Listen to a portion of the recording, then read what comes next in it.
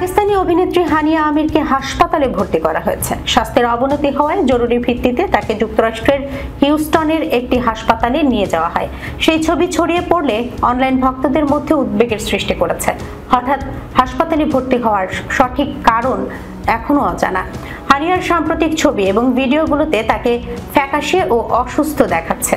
অভিনেত্রী একটি পুরস্কার অনুষ্ঠানে যোগ দিতে হিউস্টনে এসেছিলেন। মঙ্গলবার জিও টিভি নিউজের প্রতিবেদনে বলা হয়, হাসপাতাল থেকে হানিয়ার ছবি ভাইরাল হয়েছে। হানিয়ার কি হয়েছে এর মতো ভক্তদের মন্তব্যে কমেন্ট বক্স ভরে উঠেছে। তারা দ্রুত আরোগ্য কামনা করছেন।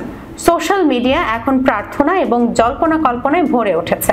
ভক্তরা অভিনেত্রী বা তার দলের কাছ থেকে তার স্বাস্থ্যের অবস্থা সম্পর্কে আপডেটের জন্য অপেক্ষা করছেন, কিন্তু নির্ভরযোগ্য কেউ তার স্বাস্থ্যের সর্বশেষ অবস্থা জানাচ্ছেন না। মুঝে প্যার হুয়া থা তারকার সোশ্যাল মিডিয়া ফলোয়ারের সংখ্যা ঈর্ষণীয়। তার ইনস্টাগ্রাম অ্যাকাউন্টে 1,90,00,000-এর বেশি ফলোয়ার রয়েছে।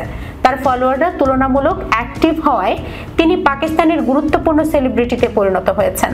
নিজের দেশ ছাড়াও উপমহাদেশে তার কদর রয়েছে। সম্প্রতি তিনি সীমান্তের বাইরেও কাজ শুরু করেছেন।